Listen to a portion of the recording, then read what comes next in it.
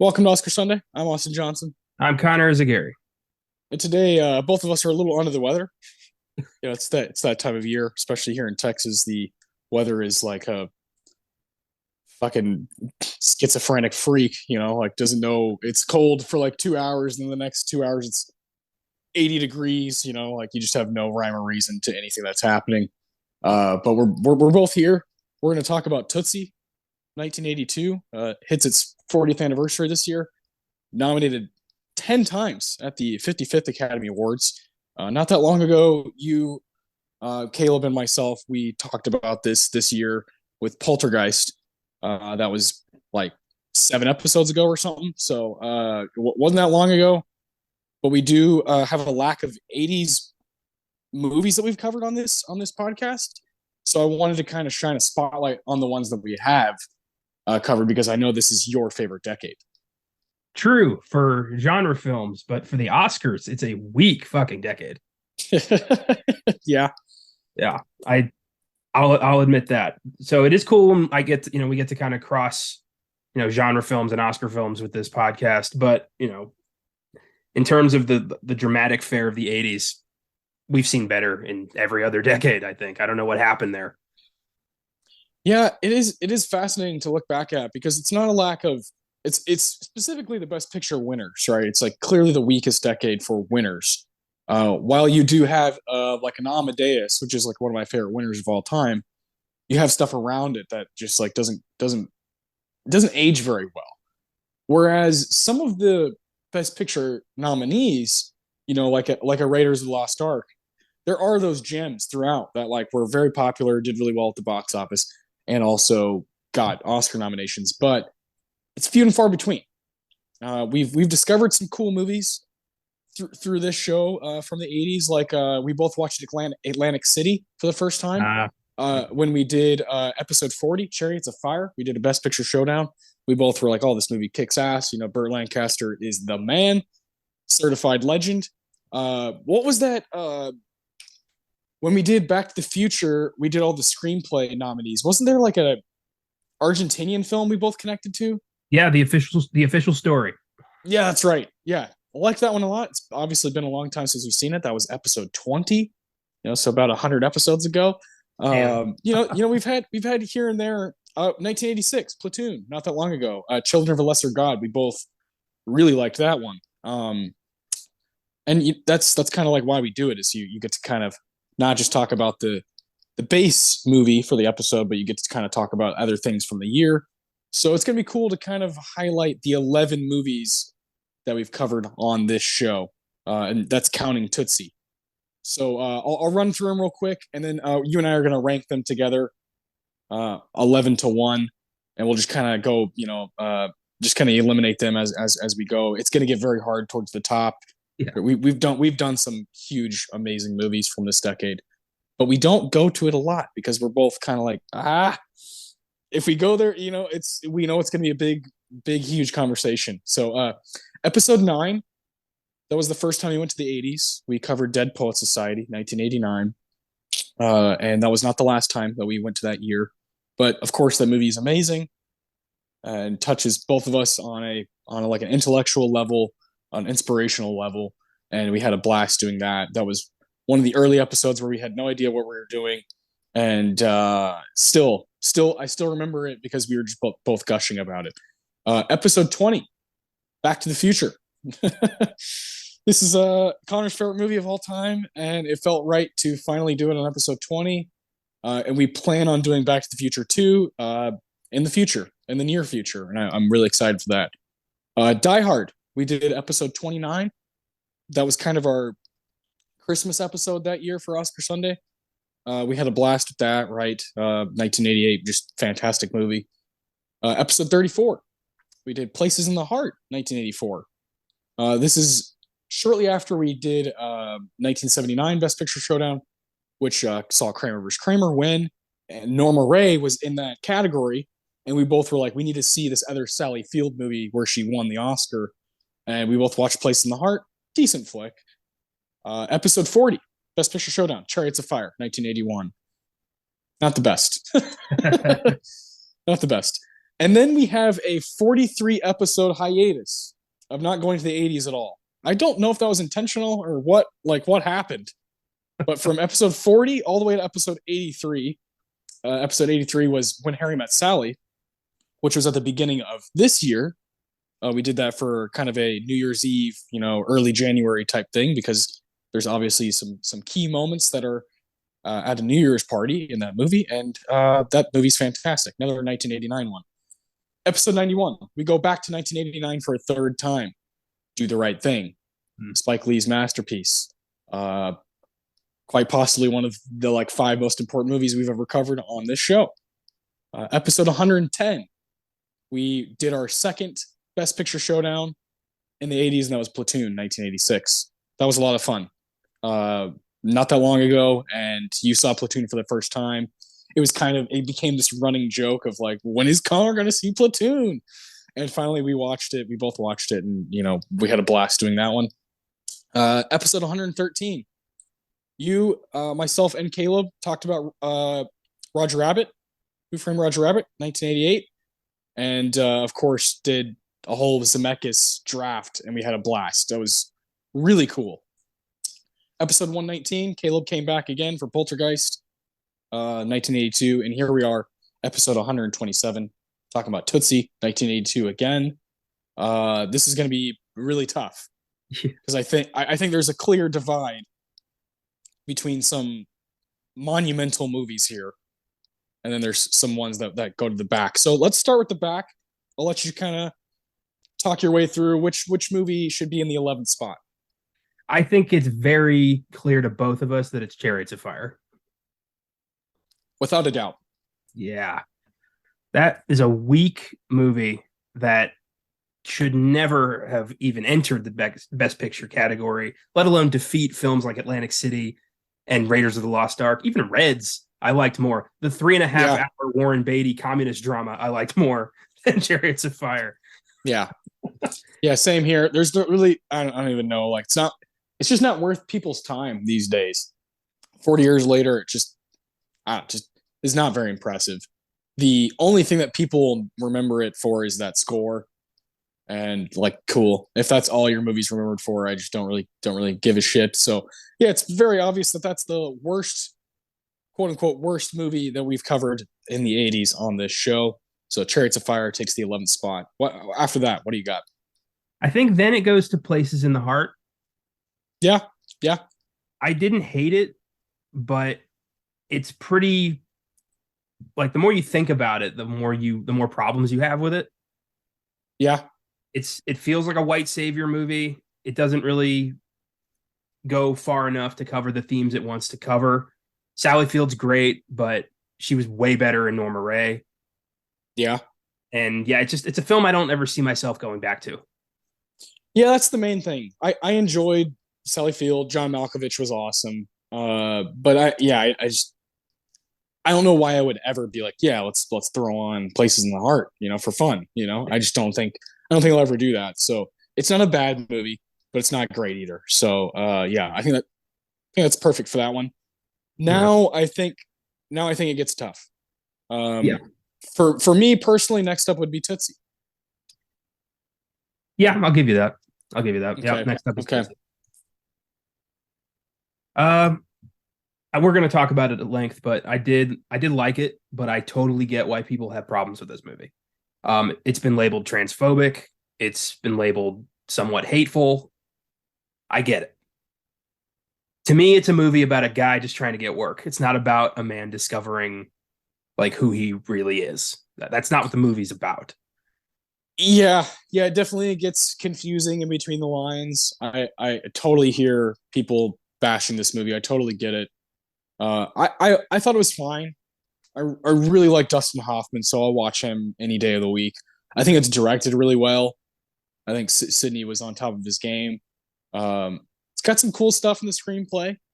There are some good moments of back and forth dialogue, and I really enjoyed the costume design and the production design. But overall, it's just not something I'm not going to be chomping at the bit to go back to. Yeah, fair enough. I'm with you on that. I felt that way a lot about a lot of Sydney Pollack movies I've watched. It was decent, but It's kind of one and done. Yeah, I totally hear that.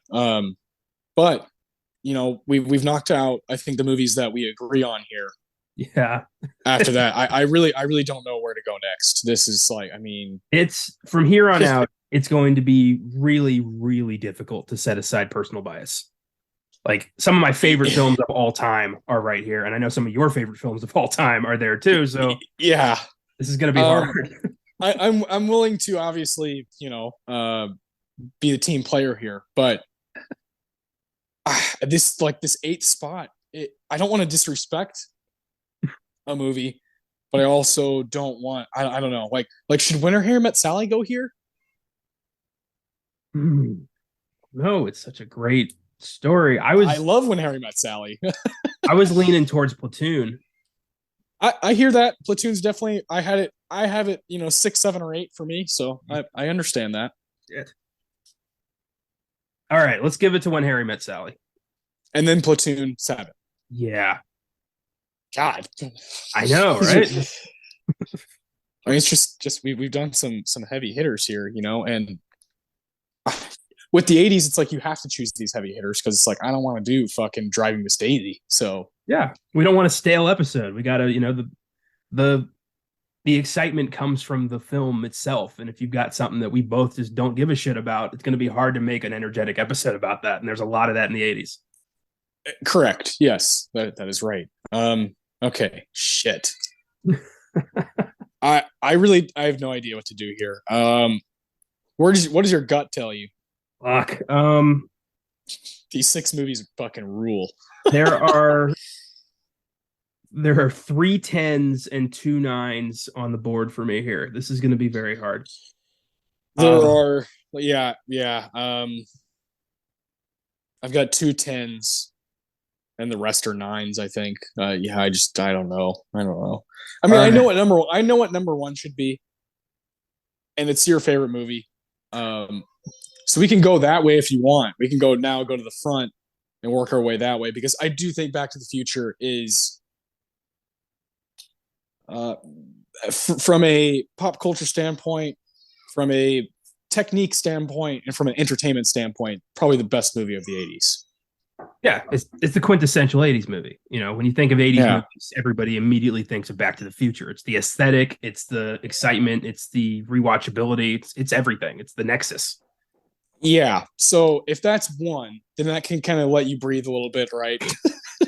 I thought we were going to have like a fucking street fight over Back to the Future and Do the Right Thing. That's what I thought this was going. I mean, that's my favorite of the group.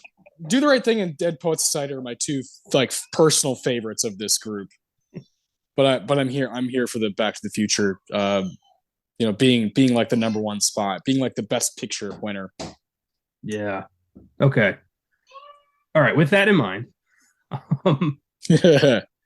I think we follow Platoon with Die Hard. Okay, I can do that. Yeah, love Die Hard. Oh, it's amazing. It's one of the greatest action films of all time. And yeah, I hate having to put it in the back half here, but it's everything else is just way more like important, so to speak. Yeah.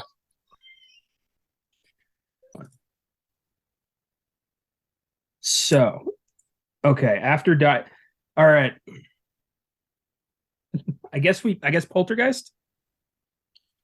Yeah, this seems right. Yeah, number 5. I mean, yeah, Poltergeist and Die Hard, I could kind of like they interchange. I love them both.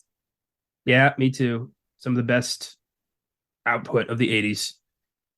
Tell you one thing, I'm glad we haven't done Indiana Jones yet, because I don't know how the hell that's going to fit into this. Yeah. Like Raiders is one of those movies that's like, well, I'm number 1. Yeah. All right. So I'm leaning towards Do the Right Thing for the next one, but I know you want that higher, so I'm willing to compromise. Man, this is tough. Yeah. Yeah. I mean, I understand, because I mean, Dead Poets is the shit. Peter Weir, just classic, and Roger Rabbit's like one of the most inventive movies of all time. So I get that. My argument would be that Do the Right Thing is just like on a what's the word? I guess just what it's conveying is like wow, and it's just timeless. Like it's sad that it's timeless, but it is. It's just as applicable today as it was in 1989. That's like the sheer power of it. But yeah, I'm not going to sit here and be like it's way better than Dead Poet Society because I truly don't believe that. I love Dead Poet Society and I love Roger Rabbit, so I'm okay with that. This is more your jam, man. You know the '80s are dear, near and dear to your heart. So I'm not, yeah, I mean, I'm not going to lose sleep over it. All right. Then Do the Right Thing is number 4. All right. So Now you have a decision to make.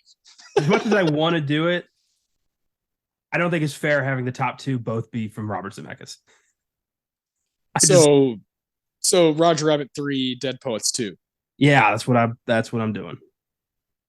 Okay. I can roll with that. Okay, this is a good list. Yes, it is. So okay, so to run through it, Back to the Future is number 1. Yeah. Dead Poet Society is number 2. Roger Rabbit number 3.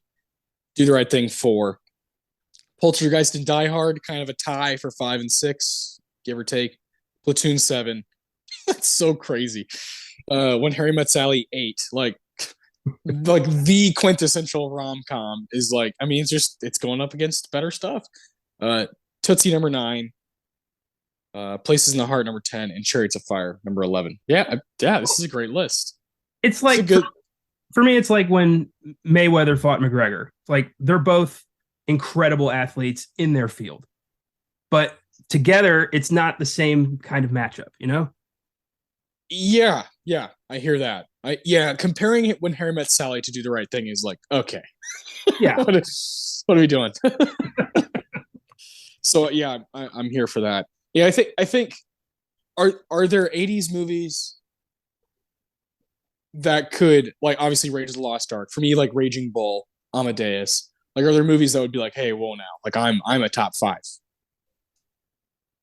I'd have to think about that.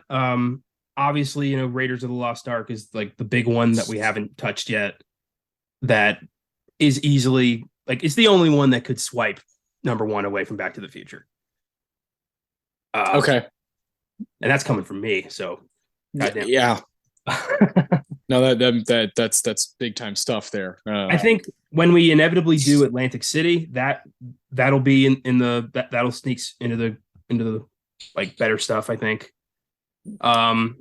Personally, Atlantic City would be like towards the top. Yeah. But like the same thing, it's like hard to compare it to a Back to the Future or Indiana Jones. It's like, I mean, come on, just the sheer scale of those movies. I think The Verdict. Oh, talk about 1982. That might be the best movie from that year. Yeah. I know some people out there might be thinking E.T., but I don't really have this like crazy loyalty to E.T. I think it's a good movie, but I don't think it's like greatest of all time good. Yeah, I'm with you. I like it. It's up for Best Picture, same year as Tootsie. Yeah. It's just not like my thing necessarily. I enjoy it. It's entertaining, but I'm not like, I don't know. Compared to Poltergeist or Back to the Future, or like I just haven't watched it nearly as much in my adult life. Yeah.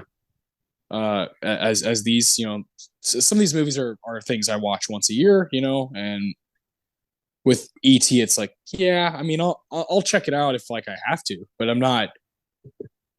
And that's not to say it's a bad movie, but I am not going for it, you know, on a Tuesday night. I'm not like, oh yeah, this is a good way to spend my 2 hours.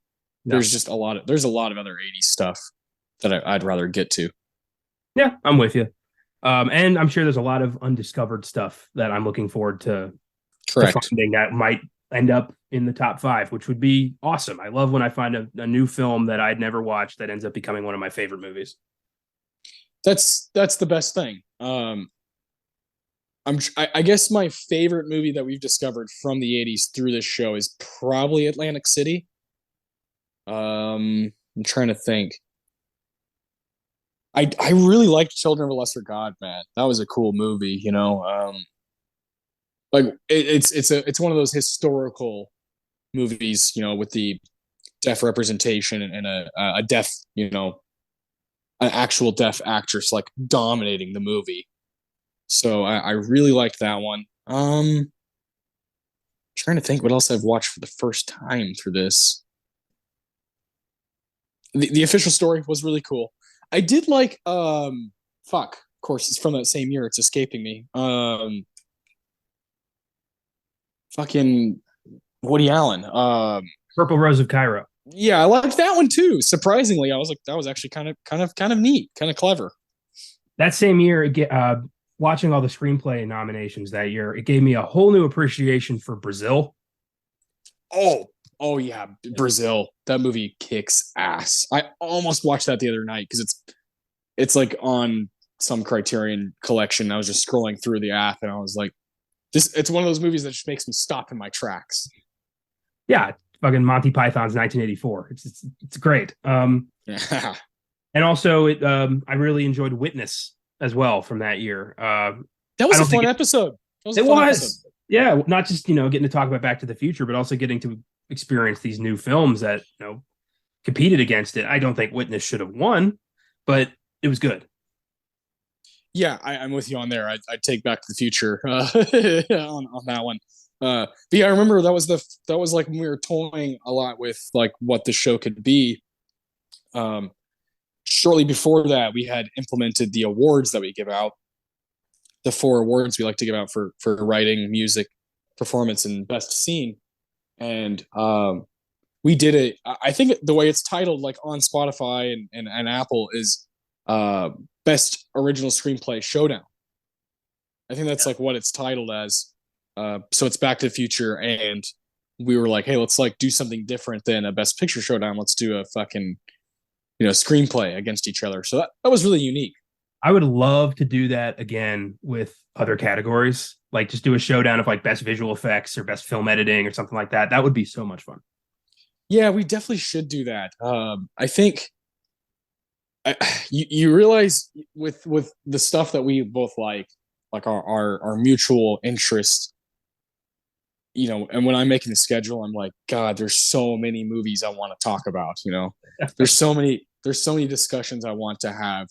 Like next week, what we're doing is like, oh my God, it's going to be this massive, massive project, and I can't fucking wait to do it. And I'll talk about it later in the episode.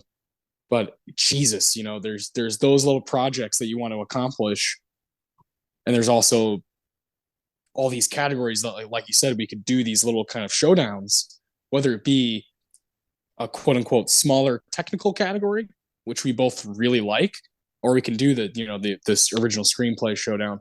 What was cool about that was, or what's great about the two screenplay categories is you always have stuff that's not up for best picture. So you have like you have a lot of variety. Yeah. So like that year, we were like, oh my God, we're watching 4 movies like we haven't seen before, along with Back to the Future. So it was like a really cool experience. And I would love to like find a year where it's like that again. Like find a best director or a best original screenplay or best supporting actor, where it's movies that you and I want to see but haven't quite got around to. Yeah, that's the beauty. And the way I see it is, there's no end date for this thing. Like whatever we don't get to now, we can get to 4-5 months from now. Exactly. Yeah, there is no end date. There's no expiration date. We're just rolling. As far as I'm concerned, we're just getting started. We just did. I meant to say this when we did Parasite. That was our 19th Best Picture showdown. It's like, well, we got 70 more of those bastards to go. So, and then by the time we catch up, there's another new ceremony, and a new ceremony, and a new ceremony. So it's never going to end. It's never going to stop, and that's part of the fun. That's awesome. Yeah, I'm looking forward to our next one is going to be some fucking heavy hitters. I'm looking at them right now. It's like, fuck, I don't know how I'm going to rank that. The next Best Picture showdown? Yeah. Oh yeah. A little bit of an anniversary here. The winner from that year we've like never really talked about. So That's true. Super stoked. But we both have some favorites from that year, including a pretty big franchise movie that we both like. So yeah, that's gonna be a lot of fun. That's like in a couple weeks or 3 weeks, I think. Yeah, the stuff we have next week and the week after is like way up your alley and way up my alley. And it's like let's just have some fun. So yeah, I can't wait. All right, so Tootsie being in ninth place on our 80s rankings here, we do have to give awards to it. You know, we have to talk about it a little bit. I don't know if you want to go into like the political stuff that's like going on in this movie. I don't really care to because I don't think I have that. Like I don't have that knowledge. I follow one trans woman on Letterboxd who, I mean, eviscerated this movie, and I was like, I read it and I was like, I missed all of that. Like I didn't. None of that clicked with me while I was watching it because I'm just a white straight male who like half the time doesn't know what the fuck's going on. And when I was reading this, I was like, wow, people watch movies so much differently. You know, like everybody has their the cap that they put on when they watch movies. And Mhm. for most people it's vastly different. Yeah, extremely. I mean, we see that on a much lesser scale whenever we cover like a Fellini movie or something. He's like, you'll see Yeah. it and see this like artistic masterpiece, and I'll watch and I'll be like, the fuck is going on right now? So just to have that kind of reaction on a like personal level where you watch a movie that is literally like the opposite of who you are as a human being, and it is like you feel it's literally like insulting and attacking you. I can honestly say I have not felt that. I felt close to that, but I've never felt like a personal like attack by a movie. So I don't really think we have a lot to say in that arena when it comes to Correct. Yeah, that's exactly my point. Just it's like not for us to say necessarily. Do I want to completely avoid it? No, because like I want to be an ally to people that deserve it, yeah. and transgender people deserve it. And so when something like this happens, and a lot of the argument is always for someone from our perspective is always like, well, it's 40 years ago. Like, give them a break. I, that's just not fair. Like, that's just not fair because there were people going through the same thing 40 years ago Yeah. with their identity and who they are, and to like kind of strip that away from them is like I can see that's fucked up. That's wrong. You can't do that. Also, in the 80s, some of the greatest feminist filmmakers were working at that time. So like, there's no excuse for that. The way I see it is like if you're gonna condemn, blackface movies from the 40s, then you also have to condemn transphobic movies from the 80s. Like Yep. hatred is hatred. Yep. Straight So up. That's exactly right. So yeah, it's not a. That's kind of. I was texting you about Tootsie. I was just like, ooh, like I just don't really know. Like it's hard for me to wrap my head around this one. What I do know about it is, directed by Sydney Pollack. It's got Dustin Hoffman batting 1,000. It's got a really weird soundtrack that I didn't quite connect with. Very, very early 80s in like the not good way. And um and it was well made. It's not like a shite film. It got 10 Oscar nominations for kind of a reason, So I do respect some of the things that are going on with this movie, and I'm glad I got to knock out another Dustin Hoffman performance. yeah, that's the way I see it. Tootsie's one of those, love it or hate it. It's an iconic 80s film. It's in the Criterion Collection. It's in all the 1001 movies you must see before you die lists. And now I've seen it. So, closer to death. Yeah, those lists like almost piss me off because it's like, who are you to say that I have to see these before I die? Like that's literally counting down the clock. But I also read them and I think they're fascinating. So so I'm paradox over here. But all right, so Tootsie, we're gonna give out awards to it. I did have some trouble with a couple of these, like the Tarantino. Thought there were some really good lines in this movie, some great bits of dialogue. So that's gonna be a tough one. The Ennio Morricone award, I struggled with big time. I just didn't know what to do. The movie ended. I was like, fuck, I don't have movie ended, and I was like, I don't have a music moment that really connected with me. The best performance in the movie, Philip Seymour Hoffman. That was easier for me. And then the Roger Deakins Award was also easier for me for the best scene of the movie. So I'll let you start with your Tarantino whenever you're ready. As I was watching this film, I was more surprised than anything that like how much of this I have already seen in Family Guy. Like this movie is referenced in Family Guy like more than fucking Star Wars. It's weird. So yeah, I noticed that too. What is that about? I maybe Seth MacFarlane loves this movie. I don't know, but or hates it. Yeah, or hates it. Yeah, I just kept seeing little moments like I've seen that before, and I've seen that before. What the hell is that? Yeah. My Tarantino goes to a bit of an exchange between Michael and Jeff after Michael's packing for his like weekend with Julie, and Jeff's like, "I just think you're gonna go to hell for this," and Michael says, "I don't believe in hell. I believe in unemployment, but not hell." I love that, and that's Dustin Hoffman and Bill Murray talking to one another. 1982, Hoffman and Murray. Like, Jesus Christ. I loved in the trivia. I was reading some of the trivia, and Bill Murray offered to take his name off the opening credits so that people wouldn't immediately think like, "Oh, it's a Bill Murray movie. Let's strap in for this. It's going to be like Caddyshack." So nobody would get that idea. But then as soon as I saw Bill Murray, I was like, "Oh, this is going to be funny." So it didn't work out. Fantastic. That's hilarious. Yeah, I actually didn't know Bill Murray was in this until I saw him, so I'm in the same boat as you, just kind of like, wait, what? I had a moment of like, is that no way? Is that? And then he kept talking. Yeah. Like, that's Bill Murray. Yeah, that's definitely Bill doing his thing. Yeah, he's just like I don't know. He's at this point he's like a walking meme, Bill Murray. So like anytime he pops up, you're just kind of like, oh yeah, like that guy. I love a lot of his work, but these days, he's doesn't have the greatest personal stuff. People are slowly realizing that Bill Murray might actually be kind of a prick. So, yeah, shocking. Yeah. Anyway, yeah, in Tootsie, he's just the wannabe playwright roommate who's just like, I can't believe you're doing this. Yeah, and those scenes are necessary, right? There's someone who's like-minded at the beginning of the movie who's with him, like, what are you doing? Like, are you sure? Like, this is dangerous, you're kind of making a wild decision here. So I think we do need that from like a like-minded character. Man, the Tarantino, there's some stuff I really, really liked.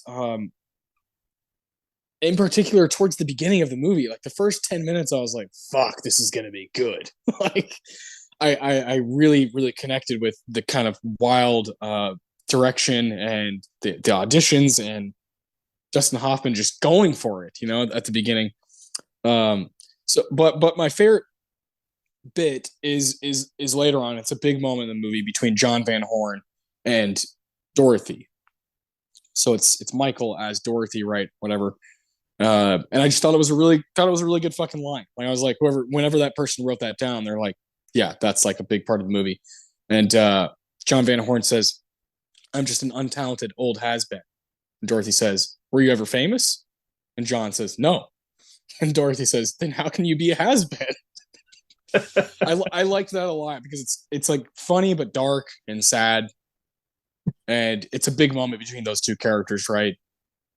And you're kind of like, it's kind of like filthy because John Van Horn, fuck that guy, a lot of, a big part of the movie is a lot of the male characters are just so shitty, so shitty, and I did like some of those aspects, like shining a light on the misogyny of the industry, which is not a fun topic, but it's part of what we love. It's part of the movie industry. And what's interesting is now you read stories about Dustin Hoffman, and he didn't seem to be the nicest guy.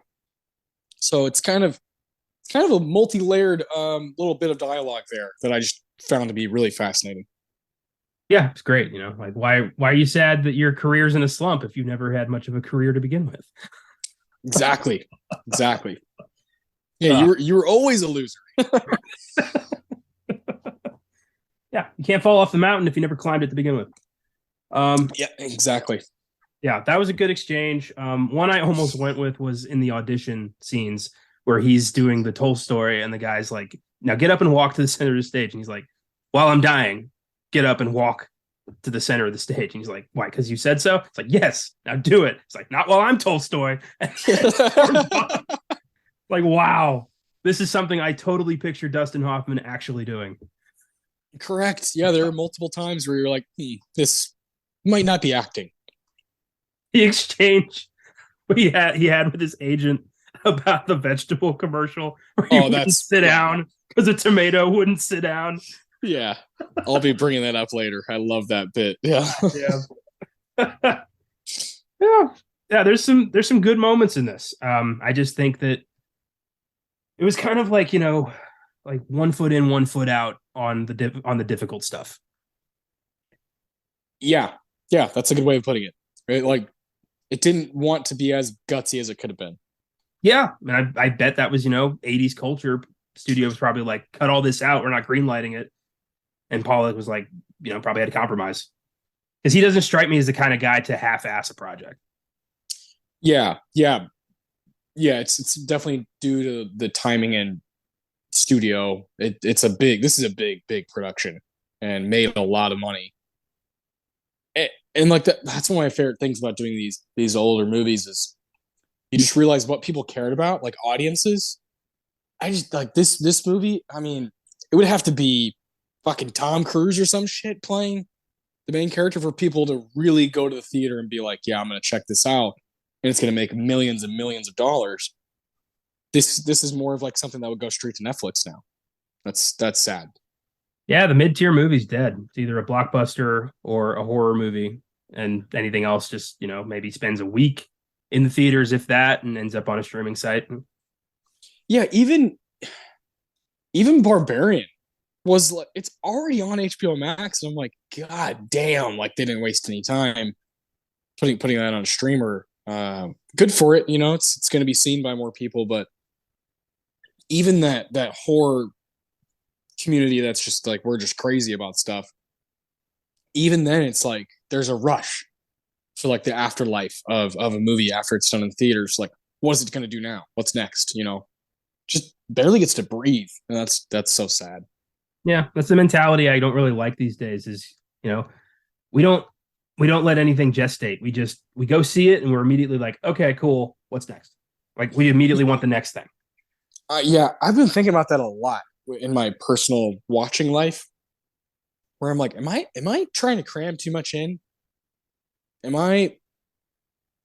Because I was looking back, it's getting close to the end of the year, right? And I was looking back on all my monthly logs, and I'm like, I completely forgot I watched that. Like I'll go through and I'll see something. I'm like, should I have dedicated more time to thinking about what that meant to me, or finding someone to conversate, with it about, or watching some fucking dumb mindless TV show right after I watched the movie just to like put something on, Well, honestly, like what helped me kind of overcome that is the reviews. Like doing the reviews allows me to have some time to just think about it and write through my thoughts on the movie. And then once that's done, then I can kind of put that away and focus on something else. Like that makes sense. I need that to just kind of, it's become part of my film watching process. It has been for 8 years. Like I can't not do it.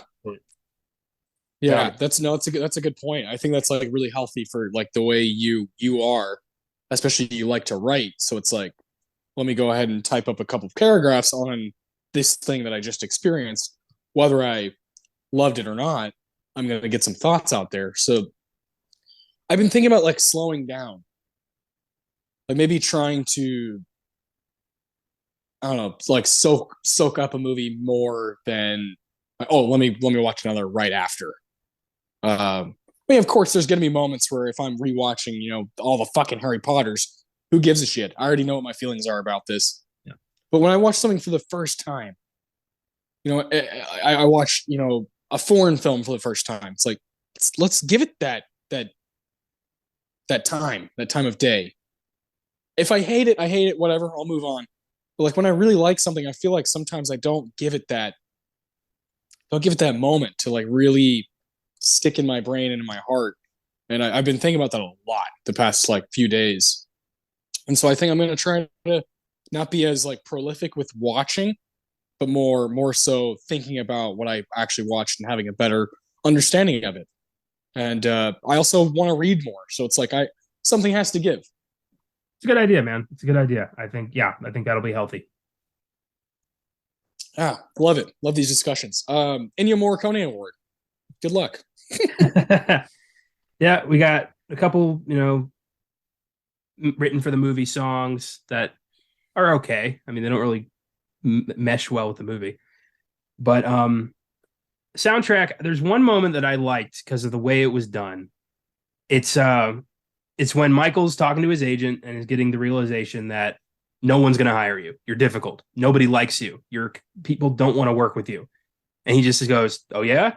And it immediately cuts to Dorothy walking in a crowd. Like there's no build up to maybe I could become a woman. It's just straight like he didn't even think about it. He's like, "Well, this will work." And immediately does that. And then the music kind of is, a bit of a jazzy score focusing in on a crowd. And then you realize, wait a minute, I think that's Dustin Hoffman. Yeah. Yeah. Like the way that was done, like the film didn't waste any time in setup. It was just like he didn't even like consider the ramifications. He was just like, I'm going to do this now, and we just go in that direction. So I thought the juxtaposition of the smash cut to the crowd and the music that they used, I thought was very well done. Okay, that's a good pick. That's well thought out. I didn't quite catch that. I remember that scene obviously because it is quite striking. Like, oh, okay, the movie's moved on to what it's about to become. So yeah, I love that. When the our two essentially main characters, Jessica Lange and Dustin Hoffman, when they have that like that moment in the street at the very end of the movie before the song "It Might Be You" starts playing, is like it's a pretty sweet moment. And he's like, "Look, like I'm an idiot. I'm willing to try. I'm willing to learn. And there's like that silver lining within the movie of like, hey, these two, they were friends. They probably still can be friends. You're like, we'll see what happens, kind of thing. And I did like that song. I was kind of like, oh, this is because the movie ended, and I was like, oh fuck, like I usually have all my awards lined up when the movie ends. Yeah. And when It Might Be You plays by Alan Bergman, who's an absolute fucking legend, I was like, okay, this can work. I did like that moment in the movie. I think the ending is kind of cute. See, I didn't. I read that it's a gimmick, but it's I mean, for what we went through with the character, it's like, all right, it's nice for him to get a victory, but from a realistic standpoint, she would never speak to him again after. Probably not. That would shatter any hope of any kind of relationship. Like no friendship, no like, dating, none of that. Like that would, she probably needs some therapy after finding that out. Oh yeah. And yeah, and her dad probably would have killed him. Yeah, most likely. I don't think he'd be just walking around like nothing happened. No, it's very movie magic. Like, yeah, it's an 80s rom-com ending where it's like, hey, maybe you rascal, all you did was lie to me every moment we've known each other. Get over here, I forgive you. Like, I don't know about that. Yeah, no, it's bullshit, but yeah, I don't know. I love when Dustin Hoffman's just like, yeah, I'm an idiot. I love those moments in his movies where he's like, I'm sorry, I fucked up. I'm a moron. Yeah, he does that a lot in this movie. Yeah, it's one of like his trademarks. Yeah, just like hopeless moron. Yeah. But yeah, you can see how I struggled big time with this award. Yeah, man, I can. The next one though, I did not. The FILMGAZM Hoffman Award. I mean, it goes to my guy Hoffman, Dustin Hoffman. Yeah, it does. No one else is really, delivering the kind of performance he's doing here. He's playing two characters essentially and really selling it on both sides of the coin. I was impressed with that. Yeah, I think, Jessica Lange's is good. I don't really understand where the like giant critical acclaim for her performance came from. I think she's good. I thought Terry Garr was better, and Yeah. Bill Murray's just kind of doing his Bill Murray thing like he always does. But yeah, no one was really taking this from Dustin Hoffman. No, when I started the movie, I was like, oh, I would love to give this to Jessica Lange. Like I was like my headspace was like, because she was also nominated for Frances in the best lead actress category. So I was like, oh, this is like a really cool year for Jessica Lange. Kind of her coming out party of like, well, I'm that good. And I love that. She competes against Meryl Streep and Julie Andrews and Sissy Spacek and Deborah Winger in the best lead actress category. I was like, that's cool. But I just wasn't like completely sold on Tootsie, with her performance. I'm with you. I think it's good, not great. Terry Garr, on the other hand, with the like little amount that she has, she really brought the heat. I thought she was awesome. She's definitely second place. I've always loved Terry Garr because of Young Frankenstein. So seeing her in this and just playing like, the only reason they end up together is because he gets caught trying on her clothes and like just throws out like, I want to be with you. So he doesn't get caught. Like he creates that relationship going completely false pretenses and completely just massacres her heart in this movie. Yeah. That's a funny moment though, where she's like, well, it's kind of a When Harry Met Sally moment where she's like, sex ruins, a friendship, right? And he's like, no. Like, I'll call you. It'll be fine. Dustin Hoffman, what a guy. When he like confesses to her, I'm in love with another woman, and she just screams in the kitchen, like this "I fucking knew it" scream. Yep. I couldn't stop laughing. Same here, man. And Hoffman, he's going against the winner, Ben Kingsley, for Gandhi. I've seen Gandhi. It's like 4 hours too long for me, but no, it's fine. It's like a career turning, role for Kingsley, and I respect it. But it's one of those Oscar movies where it's like, really, like, that's the movie that got like 8 wins, 11 nominations, and Best Picture. Like, Jesus Christ, like, dude, I don't know. It's just like one of those that I get the acclaim for it, but I don't get the it hasn't aged like a Raiders of the Lost Ark or Atlantic City or this movie that's like really fun to rewatch and revisit. But Ben Kingsley is great as Gandhi. Then you have Hoffman, Jack Lemmon in Missing. I have got to see that movie. Like, I tried. I don't think it's on anything. I was going to watch it last night.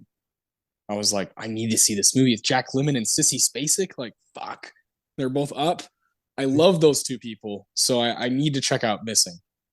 I think it's based on the like an actual incident during one of the South American coups. So definitely up my alley. I've been wanting to check that one out for a while. Yeah, that's the one where I was like, shit, because there's also Paul Newman for The Verdict. Of course, we both love that movie. That'd be my vote for this to win for this. And then Peter O'Toole in My Favorite Year. Those are some heavy hitters, man. Yeah, Peter O'Toole, I got to check out more of his stuff. He got like a nomination every couple years since like from the 60s to the mid 80s and never got one, never got a win. It was always like, Peter's doing a movie, let's throw him a nomination.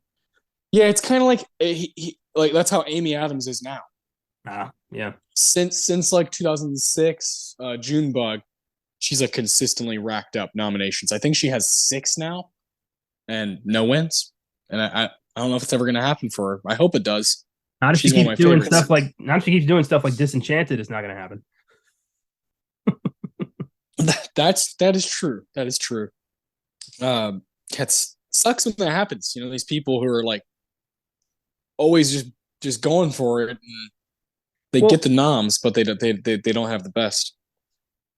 Well, I always, whenever I think of a paycheck gig, I'm like, you made like $6 million on your last movie. Like, what are you constantly spending that you always need the money?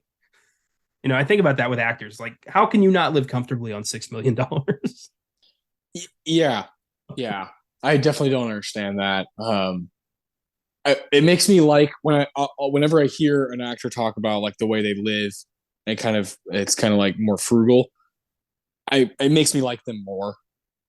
Like I listened to an episode, a podcast that had Andrew Garfield on it, and I mentioned it before, but he talked about it's like when I did Spider Man, like I'm good, like I'm good. Like I don't need 19 cars, you know. Like I can just have my car, and like that'll be the car I drive, you know. And I was like, I like this guy more now, you know. Like Yeah. when you just continue to live like a normal human being, and you have that stuff ready to go if you want to have some cool life experience, like you know, travel or whatever. That's great. That's really cool to have at your expense. But I've never understood how actors and celebrities are just like, I'm bankrupt. What? What'd you do with all of it? What were you? How many subscriptions did you have each month? Well, if I'm, if I'm making like, $15 million for playing fucking Captain America, and then I'm not that this is a dig at Chris Evans, I just picked that character at random. And I, am bankrupt 5 years later, but I've got a fleet of Mercedes Benz. Like, there's not going to need to be an investigation on how I lost all that money. It's on you. Yeah. Yeah, it's ridiculous. And I never feel sympathy for like major celebrities who are like, I need a GoFundMe. It's like, no, you need a fucking therapist. Yeah, you need an accountant. Yeah. Jesus. Oh, that's great. I love it. All right, so we both agree Dustin Hoffman gets like the best performance of the movie. Roger Deakins Award, best scene of the movie. I'm very curious where you're going to go here. I knew what this was going to be as soon as the movie started because it was an inevitable moment of the movie, and it's when Michael finally comes clean. The big reveal, yeah, on set. It's a beautiful scene. Yeah, the way he manages to do it, so it feels like it's part of the show, and like it was always going to be part of the show, so nobody can sue him out of existence. I guess. I mean, it's still fraud. I'm wondering how he got away with that. Yeah. But especially since they mentioned it earlier in the movie, it's like if you do that, you'll never work again, and you'll probably go to prison. And then he does that, and then that doesn't happen.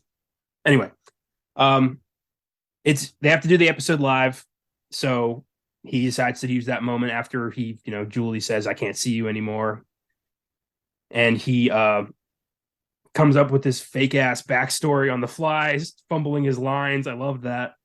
Yes, like it's so clear he didn't think this through, and he just takes off. He's like, "What is that?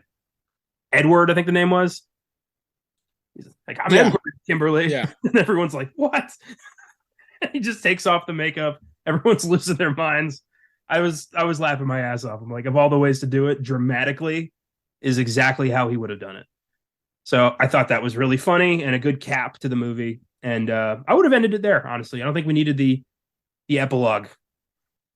That's a good point. This movie could have been like an hour and 30 minutes and would have felt a lot cleaner, and not so much clean, but like it would have been more thought provoking. And that's probably what this movie needs is like a little bit more intellect to it. And I did like that scene a lot. Dustin Hoffman taking off the eyelashes and the wig and was just like, yeah, like, and then not only is it Dustin Hoffman, but you're thinking about this character, Michael Dorsey, and how they're just a showman. They're just a fucking showman. Like they live for that, they rather practice lines that they've written than have a real dinner conversation, And so it is a good moment in the movie. I almost picked the same thing, but the beginning of this movie has some amazing stuff, amazing material, and you alluded to it earlier. The scene between Michael and George, his agent. My God, I'll just read. I'll read the string of dialogue. It really made me cackle, and I was like, at this point in the movie, I was like, I'm in for a fucking ride. This is going to be great. I would love to watch more of Michael Dorsey just spiraling out of control. Nothing wrong with it.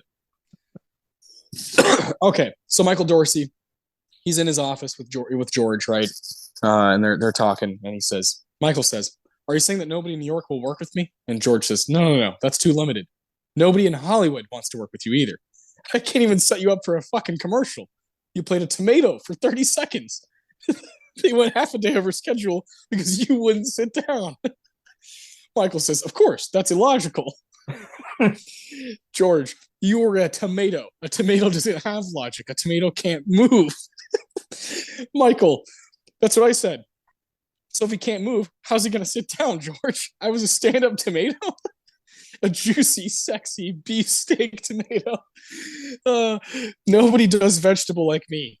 I did an evening of vegetables off Broadway. I did the best tomato, the best cucumber. I did salad that knocked the critics on their asses. And George says, Michael, you're a brilliant actor, but there's nothing I can do for you. I think you ought to get some therapy. Michael says, George, I'm going to raise $8,000. I'm going to do Jeff's play myself. And George says, Michael, you haven't been listening to me. You're not going to raise 25 cents. George says again, no one will hire you. And then, oh yeah? And then we cut to that moment that you brought up earlier. This is fantastic stuff. When he says, you were a tomato. A tomato doesn't have logic. Nobody does vegetables like me. That's the highlight for me. For what it's worth, like I give this movie a 7 out of 10. I am going to use that dialogue in my real life. I'm going to. Anytime tomatoes brought up now, I'm going to think of Dustin Hoffman. I've wondered if that's something. I feel like that came from a real place of like Dustin Hoffman going up for a commercial and it's like, well, tomato wouldn't sit down, so I'm not going to sit down. Like he seems like the guy to make that call. Yeah. To like treat a commercial like he's Daniel Day-Lewis. Yeah, it's a great bit. I love it. I love that Sydney Pollack plays the agent, and it's great back and forth with him and Hoffman. Yes. Yeah, wonderful. Yeah, Sydney Pollack, that's like one of his trademarks, right? Is he'll pop up in his movies. And he always does, like, he's great in that scene as the agent. He's wonderful. And he pops up later, and I love that. I love when a director likes to kind of put himself not at the center of attention, but just in a few scenes, and he does great. He always did. He did that in other people's movies all the time. He just popped up randomly. Like my favorite one is the first time I ever saw Sydney Pollack, and it's in Death Becomes Her. Meryl Streep goes to the hospital after getting killed by her husband and her neck's broken and she's like alive. And the doctor, played by Sydney Pollack, is slowly realizing, well, I think this woman's dead because she's got a bone coming out of her neck. She doesn't have a pulse. Her body temperature is below 80. She doesn't have a heartbeat. And he's like slowly putting these pieces together. And then he has a heart attack in the other room. It's great. Fantastic. Do you have a favorite Sydney Pollack movie? I have not seen enough yet to make that call. Okay. Yeah, I don't know. Well, for me, it's probably The Firm, the Tom Cruise film. I love The Firm. But, I mean, yeah, he's got, Out of Africa, which is obviously a big time 80s movie. Sabrina, 1995. Of course, Tootsie. I'm not, like, crazy about his work. I thought you really liked 3 Days of the Condor. Yeah, 1975. I do love that one. Yeah, I kind of forget that's him.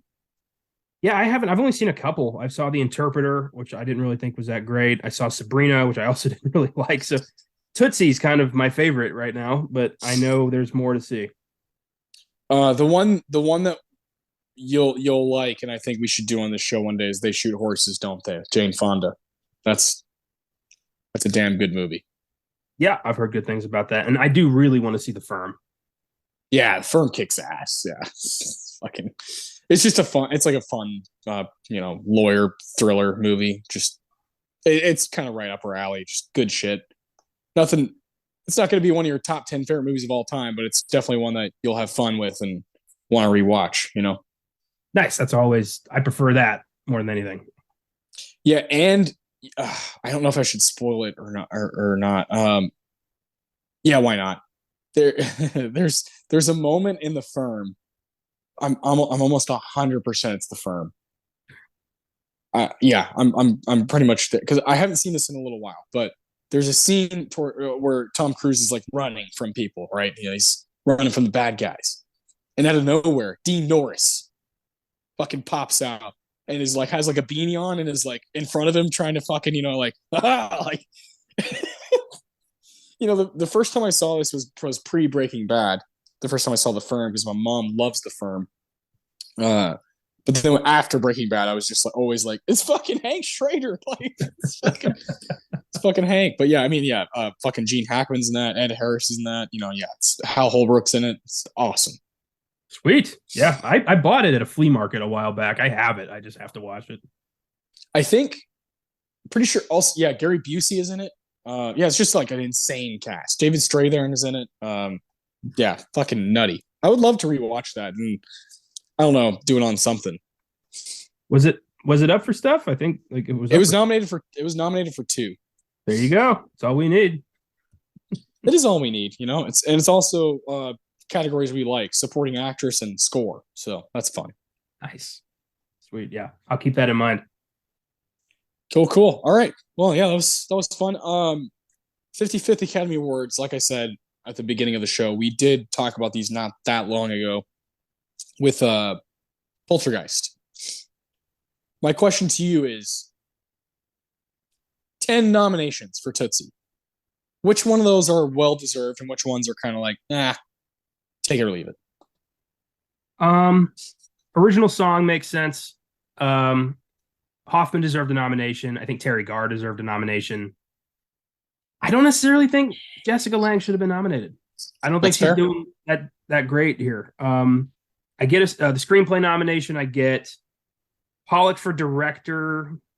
Yeah, take it or leave it. Like I get it, but yeah, I don't know. I think that's about where I'd stop. I don't really get film editing. I don't get cinematography. Sound, I really don't get. Yeah, definitely not.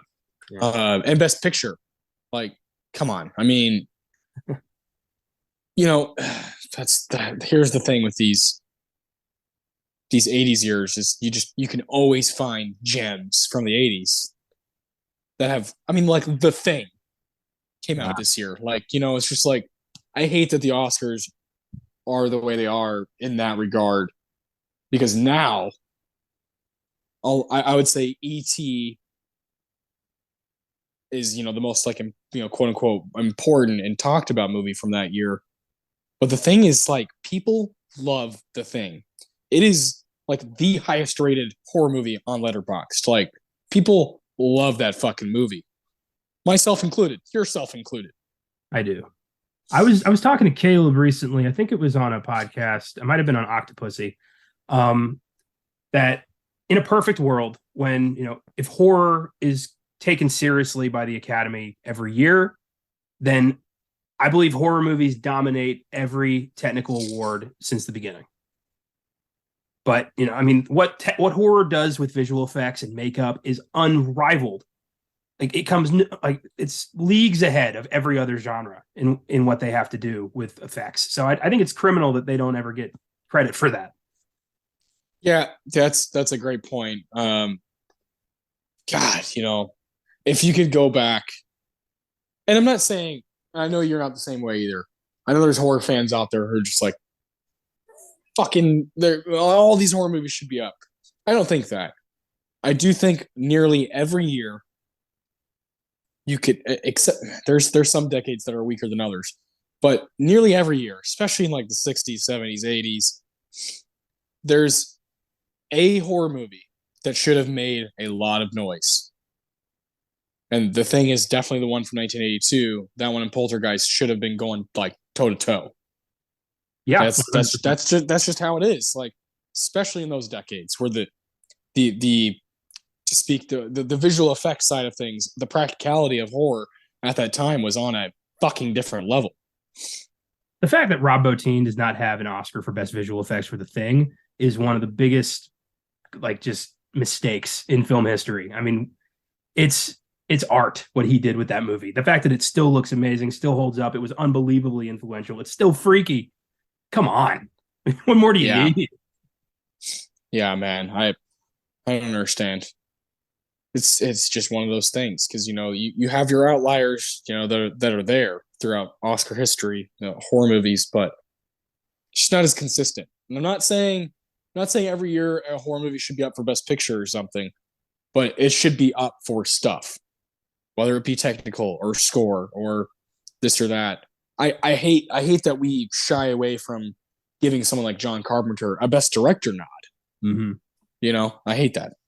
Well, it should, I don't want just, the token horror movie in the Best Picture category every year.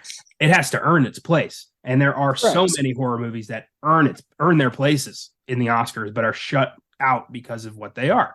And that sucks. I mean, I found out that Caleb told me that the producers of Terrifier 2 have submitted it for Oscar consideration. Love that. I love that. I mean, there's not a chance in hell they're going to get anything, but I love that they even thought to do that. Yeah, like Art the Clown, best actor. Well, if Terrifier 2 wins and if it gets nominated and it wins an Oscar for makeup, in Terrifier 3, I saw somebody wrote that Art the Clown should kill somebody with an Oscar. Oh, that'd be so sick. That'd be so sick. I still haven't seen Terrifier 2. At this point, I'll probably wait till it's on something, which is sad, but just lack of funds right now, and there's so much stuff I want to see. I'm trying not to do what I did. Get a Screambox account on Prime, watch it, immediately cancel it. You don't have to pay anything. I like that. Screenbox. Okay. That's what I did. Yeah, there's always a way around the system. Exactly. Cancel subscription. I saw Terrifier 2. I'm good. Okay, I'm scrolling through some 1982 movies. Now, I know you're a big fan of King of Comedy. Yeah, how'd that not get here? Yeah. I don't know. Yeah. Robert De Niro delivering one of his most out-of-the-box performances. Scorsese doing his thing. How does a 80s Scorsese movie starring De Niro not make it into the Oscars? So 1982, if we were making the 5 nominations, we take The Thing, we take The King of Comedy, we take Poltergeist. You know what? I'll leave the verdict. Oh yeah, definitely taking the verdict. And the 5th one, man, every time I scroll past this movie, Missing, and I'm like, fuck. It's directed by Costa Gavras, the guy who did Z. Oh, there you go. That's all I need. We need to put this thing on the schedule. Yeah, I know. I need to see this fucking movie. Jack Lemmon, Sissy Spacek. That's all. I don't know. And the little IMDb summary is when an idealistic American writer disappears during the Chilean coup, like you said, in September 1973, his wife and father try to find him. I'm in. That sounds fantastic. It does. It really does. Yeah, I'm not seeing anything here in the show that I would keep. Checking my letterbox now for 82 movies. I do love Sophie's Choice. That is a movie I adore. Haven't seen Sophie's Choice. I know it's going to be an emotional movie. Yeah. It's not. Yeah, it's tough. What about what do you think of Fast Times at Ridgemont High?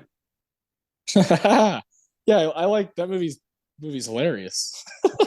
I do wish that would have got some love. That would have been fun.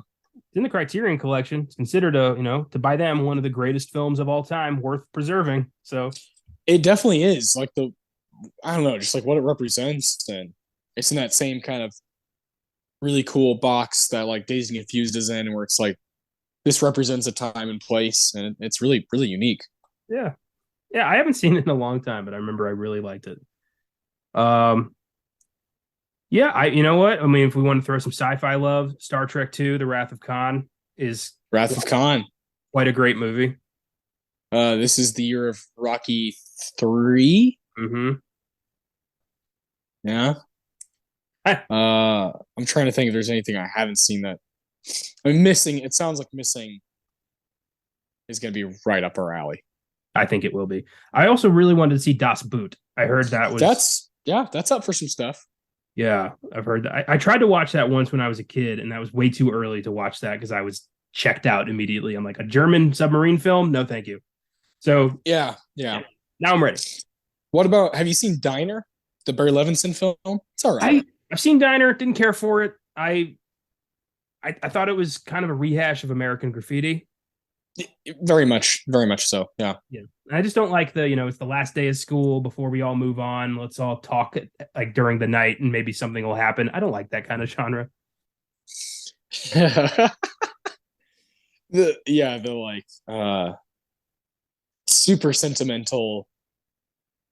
I love that the way you said it. Like something might happen. Like something might click all of a sudden. The high school was the greatest time of our lives, and now it's over movie. I've never cared for that. I think that I just mentioned Dazed and Confused. I think that's why I liked that one so much more than that, because it's people are there about to be seniors in high school, so they haven't quite crossed that road yet. They're still like complete morons who are like, no, like I'm gonna have some fucking fun this year. Yeah. Dazed works because it's not trying to make some, declaration about life. It's just like, hey, it's summer. Let's, get high and not join the football team. Let's do this. Yeah. From the words of one of the best characters in that movie, he's like, I came here to drink some beer and kick ass. It looks like we're all out of beer. Oh, that's good. Yeah, I haven't seen that in a long time. I gotta watch that again. I don't even know what to say about it anymore. Like it's just so much in my heart. Like I even don't know anymore. Like someone's like, "What are your 5 favorite Linklater movies?" On some days, I might leave that out because it's like I don't even know what to say anymore. It's like it's like so ingrained in me that I get how biased I am. I understand that, man. I got my direction. Yeah, just I don't know, and I just obviously love Linklater and so much of his work. So just very very biased. Like even if he does something like wrong, I'm like, no, that's my dad. Ethan Hawke is my movie dad. Linklater is like my uncle. We gotta bring Linklater to this show. We got to do one of the before movies of Boyhood and do like a draft or something. Yeah, fuck. My brother asked me about Jeremy, was like, why haven't you gone down that road? I'm like, because it's scary. Because it's like it feels, there's times where we do episodes where I'm like, it feels so the finality of like having that conversation is like, oh my god, I actually am doing this, and it's something I've dreamt of. When we first did Boogie Nights and we did The Master and Magnolia, I was like I can't, having an out of body experience, because this is what I dream about. Is like that person's movies. That's powerful, man. I get it. I know. I felt that way when we did Back to the Future. I was like, we did so many filmgasms avoiding Back to the Future, because I was like, once we talk about Back to the Future, we've talked about Back to the Future. Exactly. Like it's in the past now. Like it's in the rear view, and that's frightening. It is, man. It is. Yeah, I get that. Yeah, but you got to keep it moving, and part of the point is finding new directors to like kind of fall in love with, new people to get attached to. So I did want to ask you. Usually we do this at the beginning of the show, but something just for fun here. This has been a totally unique episode. Why not keep it that way? What have you been getting into? I haven't talked to you in a while about like what you've been watching in your own time. It's been a minute. We've been doing. I try not to do that when I know we're about to have a massive episode. Like last week's episode is like 3 hours long. I was like, I don't feel like tacking on another 15 minutes of me, you, and Caleb talking about whatever TV shows or movies we've been watching. Yeah.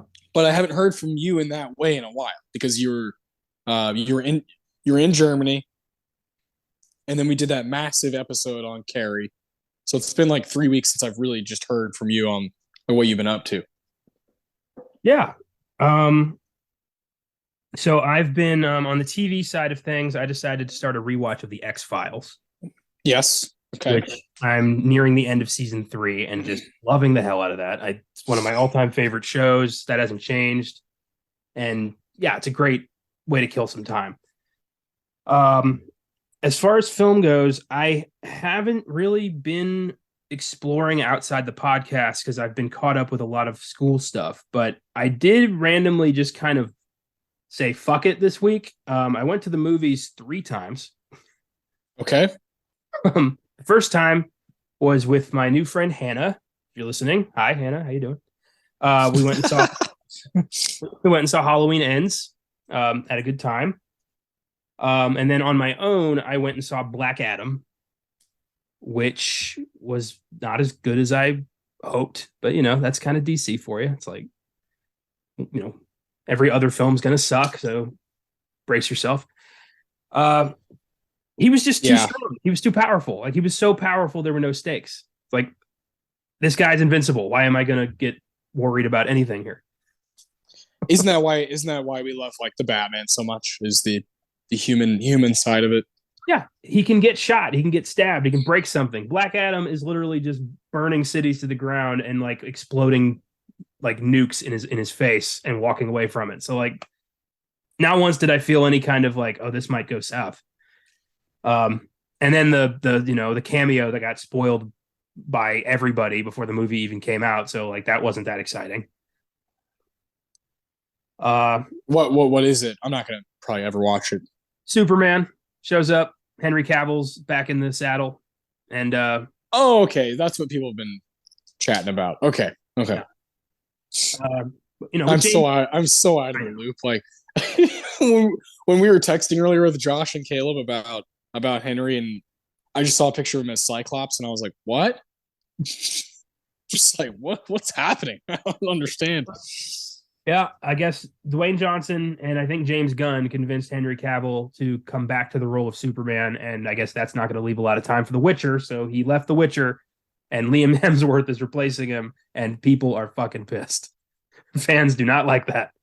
I didn't know that show like had a huge following. I didn't know that. Huge. Yeah, it's the Witcher fan base is very devoted to the books, games, and the show, and Cavill is, I guess, the best pick for that character, and now he's gone, and I guess they don't want Liam Hemsworth, so I give that show another year. I played the game. It's really cool. I just didn't know the show was doing that well. So I tried to play the game. It's too much for me. I don't like giant games. So yeah, Black Adam wasn't too great. Then I went and saw Smile, which I thought that was creepy. Okay. That was impressive. One of the weirdest creature designs I've ever seen. And a very bleak, nihilistic horror movie about just, once you see it, like, that's it. There's no escape from this thing. It's freaky. Okay. It was the guy, Parker Finn, I think his name is. It's his debut, and the lead actress was Kevin Bacon's daughter. So wow. Yeah, so pretty good. And then, because I was waiting for it and it finally came out, I watched on Roku Weird, the Al Yankovic story. Yes. Yeah. Oh my God. It's so funny because it's such bullshit and it's so aware that it's bullshit. It's Weird Al doing a parody of the music biopic and just exaggerating everything about his life, about his dad like beating him, like, no son of mine's gonna play the accordion, and like crazy shit like that. It's so funny. That's great.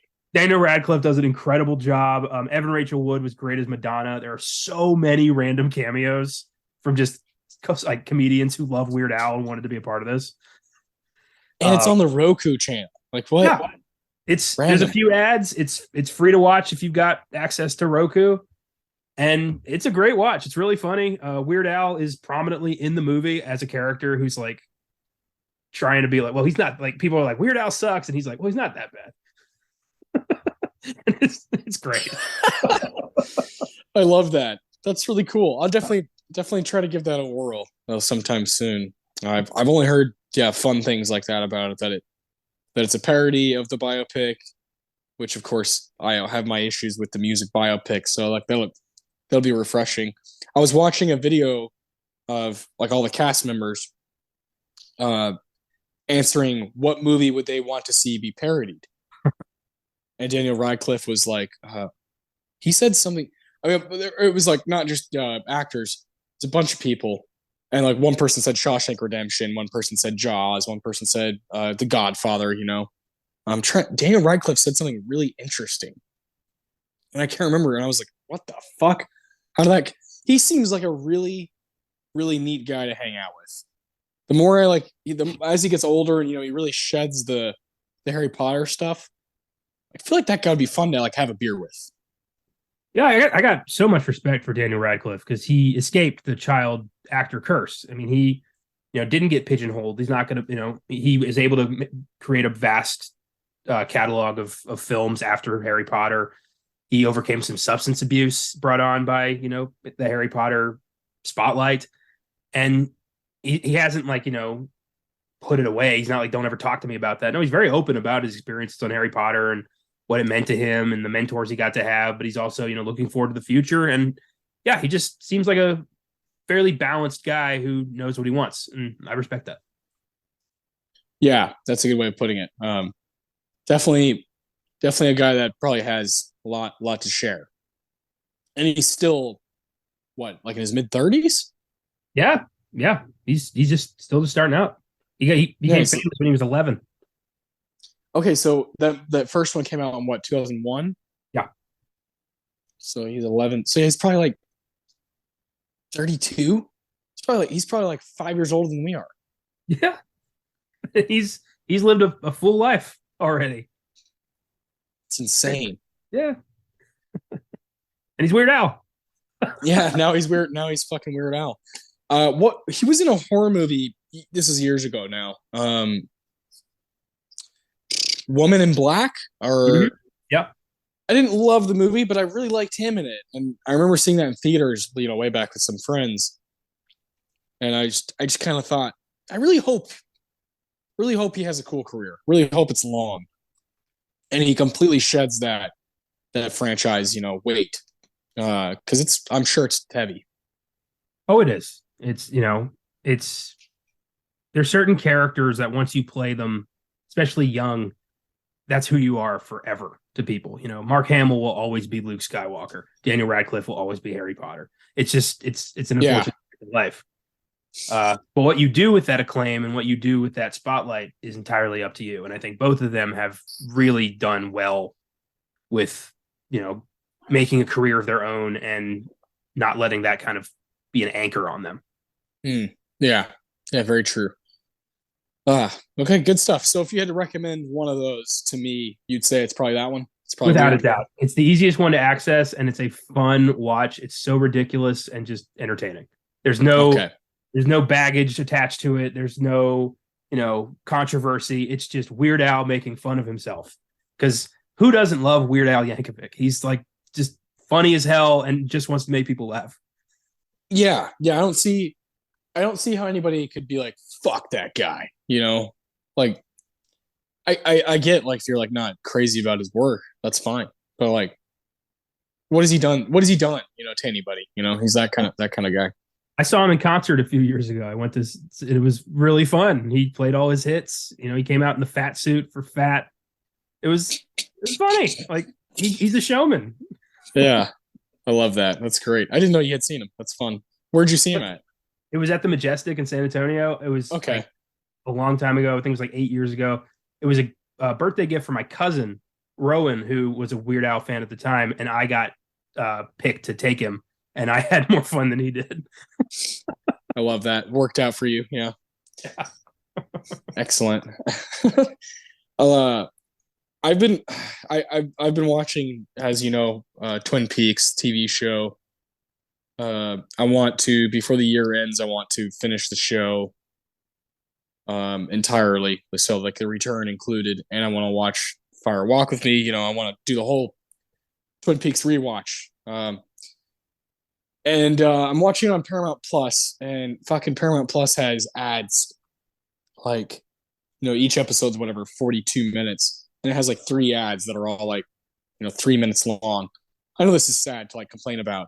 I'm not gonna lie. It takes me out of it sometimes, because you're watching, fucking Leland Palmer smash somebody's face into the wall, and then the next minute you're watching an ad for Honda. You're like, oh, I don't need this.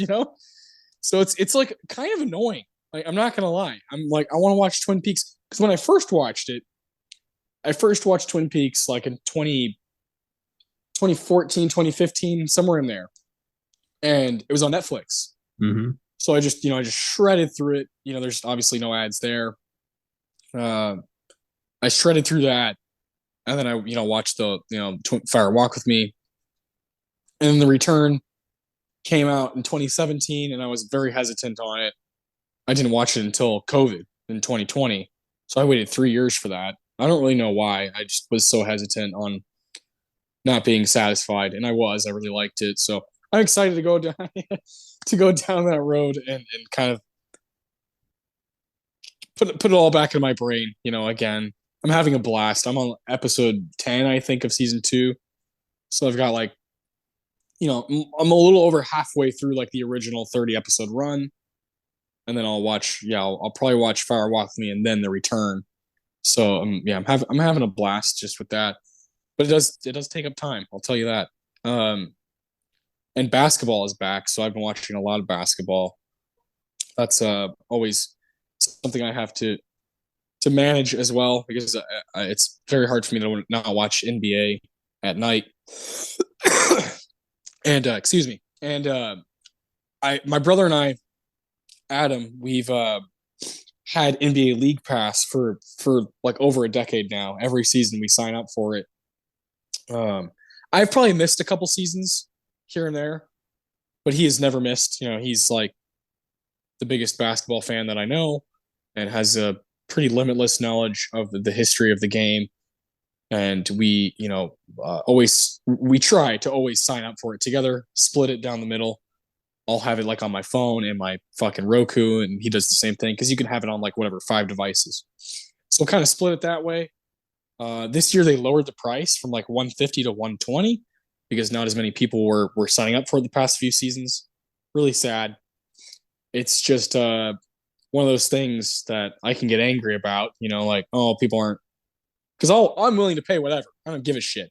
NBA League Pass means you get access to every single fucking game every single night. And so that's way more than if I didn't have it. There's maybe 1, maybe 2 games on per night. Maybe on like national television, whether it be ESPN or ABC or whatever, NBA TV. With League Pass, if there's 14 games on, I can watch all 14 of those fucking games if I want. And like that's like the beauty of it. That's why you pay for it. It's just really sad that like not as many people are getting it these days. That's because of social media. You can watch highlights on there. You can catch up through Twitter. There's not a lot of real fans left anymore. I'll say that. And I definitely pride myself in being a true fan who really tries to watch the actual games. It's like the Oscars, Connor, where these fuckers don't watch the whole movie. They watch clips. Mm-hmm. And that bothers me. Whether it's sports or movies or music, I don't care. Gotta watch or listen to the whole thing. That's like part of the deal if you really want to have an opinion on it. So I've been watching a lot of basketball, and they have a new app which they've upgraded for sure since last season. They've added a lot of extra content for people who pay for League Pass, and one of those things is called Hoop Cities, and it's a bunch of documentaries that are about different cities in Europe that are like in love with basketball that you may not know. And I have cried through some of these episodes. I have been like completely touched on a human level and been reinvigorated for my love of basketball by watching people in Germany who are like, no, people think we love soccer here. We also love basketball. Like basketball is part of our DNA, And when you realize that, you realize how big the game is, really realize how big the world is. It just makes me really happy. And I'm having a blast with those. I watched like 3 of them a week ago, back to back to back, just bang, bang, bang.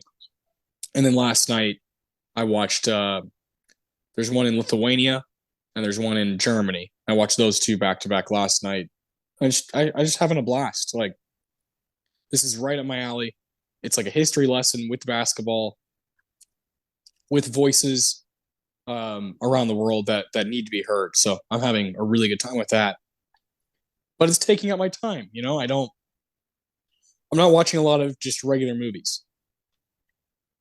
Gotcha. Yeah.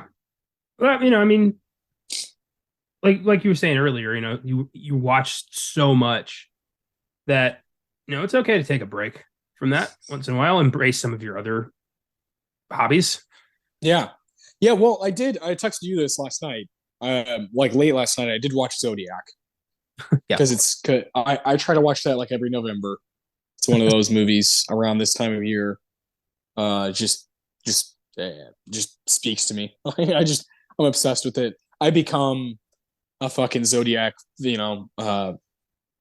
fucking fanatic. Like I'm like, oh, I got to know everything about this. When I watch that movie, I'm pausing the movie, like looking things up on the internet. It's one of those movies where I feel like I'm totally immersed in what David Fincher was doing, and that movie just fucking rules. It's my favorite Fincher movie. It goes toe to toe, in my opinion, with the best of the best from that decade, including There Will Be Blood and No Country for Old Men, same year. And I just adore Zodiac. So I did get to watch that. That was a rewatch. I've seen that movie like 40 times now, so I love it. I do think it is funny and odd that both of us around the same time, unprompted, decided to rewatch our favorite 90s horror crime drama like about a federal agent investigating weird shit. Like you did Twin Peaks and I did the X-Files. That's great. Yeah, I didn't really think about it that way. That's fucking awesome. Yeah. Why? Why is this time of year always in October, November where I'm like, I just want to be unsettled? Well, and also I was having a conversation with Colton a while back where he brought up he said something like most like pop culture fans can be split into two categories: those who are team Dale Cooper or team Fox Mulder. And I'm like, well, I'm a Mulder fan. And like right after we talked about that, you started watching Twin Peaks and I started watching the X-Files again. And that's hilarious. So Colton, is he likes both, or is he like? I think he's Twin Peaks. Oh wow. Okay. All right. Colton. I think so. Yeah. It's but they both have, a strong start and a weak finish to some people. Yeah. No, I hear that. I mean, Twin Peaks comes out of the gate like holy fucking shit. Especially the first couple episodes, but the first 8 from season 1 are just stellar. And X-Files, that's what I've always been hung up on, is there's so many episodes. So many. True. And you get kind of lost. Well, there's so many episodes, but they cover such a great variety of stuff. It's not just all aliens. There's ghosts, there's monsters, Correct. There's serial killers, there's like telekinesis. It goes in every possible direction. There's a sea monster episode in season 4. Yeah. And it's a good run. Like the first 7 seasons are awesome. Season 8 has grown on me because that's when Robert Patrick showed up and like David Duchovny left the show. So it takes a bit to get used to this guy, but the stories are great. 9 sucks and the reboot sucks. So you could end it at season 7, honestly, and that would be just fine. Because 7 has a good finale that's like wraps things up where it's like you don't really need to keep going, but you can if you want to. Yeah, I hear that. One of the coolest things about X-Files is that like a lot of them are just mini movies. It's like one off. Yeah. You don't. I mean, it pays off to like watch them all in order, but you could just pick one episode out, and you're like, oh, that was really cool. Well, I watched one last night that's always been one of my all-time favorites, and I found out 2 things. One, it was a movie idea that got retooled by the writer into an X-Files episode. And 2, that writer was Vince Gilligan. Holy shit. Yeah, he got his start on the X-Files. And some of the greatest episodes of that show were written by him. I knew he was a prolific X-Files writer, but I didn't know he did that one. I know what you're talking about. It's called Pusher. It's from season 3. It's about a guy. Yeah. It's about a guy who has a brain tumor that awakens a form of telekinesis in his brain where he can convince people to do whatever he wants them to do. And he takes this and becomes a contract killer and ends up getting hunted by the FBI and lures Mulder into this cat and mouse game where it's like he knows he's going to die, but he's going to go out in a blaze of glory, and he's going to take as many people with him as he wants. And he's such a great villain, and it's so tense. It's such a great episode. The character came back in season 4 with like a follow-up episode that was like just as good. And yeah, I now that I know who Vince Gilligan is, I can totally see the like, the change in quality whenever he's behind the screen. I love that. As you get older, you start to realize those little holes that something can have, and then it raises when someone else is in charge. Right? That is really neat because there's so many writers on that show.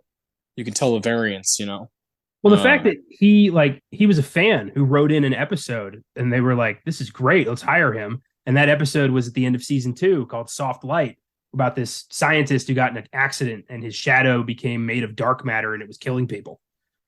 And like that was a fan episode that Vince Gilligan used to get into the writer's room, and he just never left. Like that's fucking awesome. And then he met Bryan Cranston in season 6, remembered him when he went to go create Breaking Bad. And then the rest is history. Yeah. So badass. I love that. That's really cool. Yeah, I should go down the X-Files road again one day. It's just a good time. It's a good for me anyway. I'm pretty sure the same way. It's a good at night before I go to bed, watch a couple episodes. You knocked out some quality content.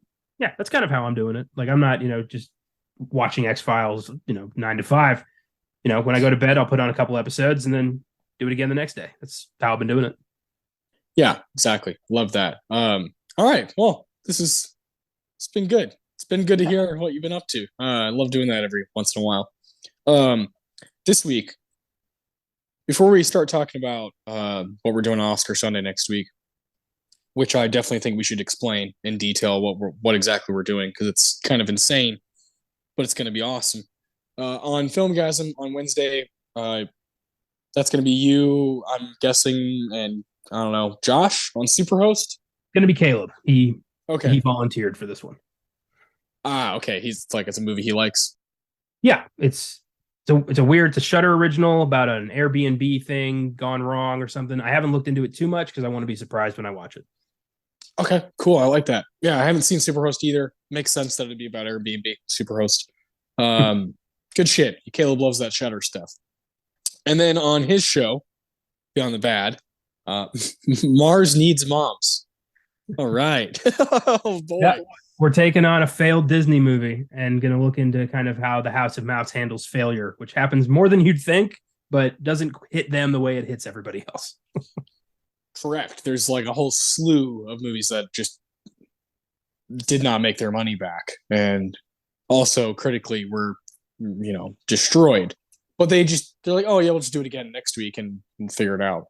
For every Frozen, there's like 5 or 6 Mars Needs Moms. Yeah.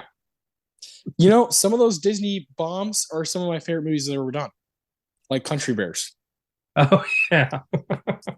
That movie lost millions of dollars, but God, I love it. I have never been pressured to watch a movie more than the Country Bears. Platoon and the Country Bears, and it stems from Jeremy and I. Yeah. That's great. Yeah, the Country Bears. It's a fucking masterpiece.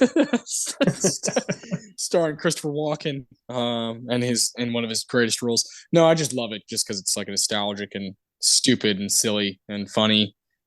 It's not going to change your life. Okay. So next week, we've been, I don't know, we've talked about doing this many times, going down the Marvel road, and admittedly for me, over the past probably year or so, I've been just kind of disappointed and a little confused on what's going on with Marvel. I feel like I was holding on to the Spider-Man, which is almost a year old now. Been holding on to that for like oh, that's like a bit of the glory days, right? And been holding on to that pretty tight. And then all this other stuff that's happened around it, it's just like, this isn't really for me. I'm not really huge into the TV shows. Eternals, fine. Doctor Strange, fine. Thor, I don't know. it's just been kind of like, all right, what's going on? What are we doing? You know? And so this upcoming week, you know, this Friday, the new Black Panther comes out, right? Wakanda Forever.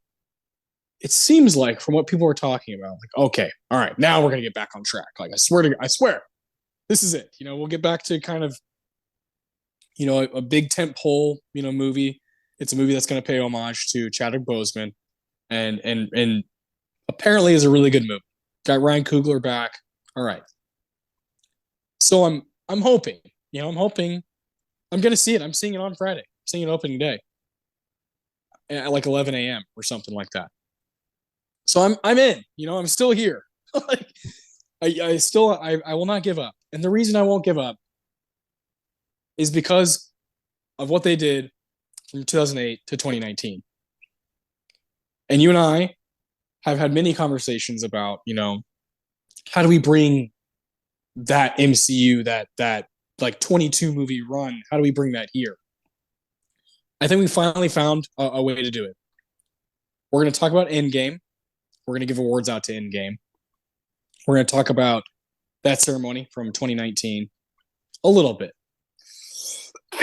But mostly what we're doing is highlighting those movies from 2008 to 2019. We're going to do a Marvel MCU character Hall of Fame, I guess is what you call it. There will be 20 characters in the Hall of Fame. Connor and I will decide who makes the cut, who doesn't. It'll be more so Connor because I know this is like, you know, this is going to be really, really big for him. It's going to be a big moment. But we've always wanted to do this do this movie ever since it came out. It's one of those, you know, massive movies from the decade where it's got so much oozing out of it for conversation. And so we're going to kind of not focus at all on what happened after that. We're going to focus on that like golden run of 11 years. Yeah, we're tackling the Infinity Saga. Avengers Endgame was an incredible experience and one of the most anticipated films of all time. Yeah. And it lived up like to the hype, which doesn't happen very often. And it peaked in a way that no Marvel project since has been able to come close to, except Spider-Man No Way Home. But that's because of what they were doing. And I believe Black Panther Wakanda Forever is the end of phase 4. So Ant-Man 3 next year starts phase 5. And apparently, as Feige said, phase 4 has been used to just introduce new players to the MCU going forward. It wasn't supposed to have some overarching arc or be, you know, on par with the whole Infinity thing. So knowing that, I'm a little more at ease with the current MCU status. I thought they were sleepwalking. Turns out it was just like, you know, setting the board up for the game we're about to play. Yeah. And like, come on, you know, like what they did, you know, Infinity War and Endgame are just like, oh my God, holy shit movies, you know, like Jesus Christ. These are just $1 billion, huge, massive movies. And to like expect them to keep going at that rate and at that quality is insane. Yeah. They've upped the rate because of the TV shows. Like they put out more content. And maybe it's not as good, but like you said, it looks like their end game, quite frankly, is like it like hasn't happened yet. They're going to continue. No. They're going to continue to build towards something, and this may happen over and over. It may happen where like peak, and then drops a little bit, and then raises back up. If every movie is Endgame, then nothing special. Like we got to build towards something incredible, and right now they're building towards the Kang Dynasty and Secret Wars, and that's going to make a lot more sense the closer we get to those films.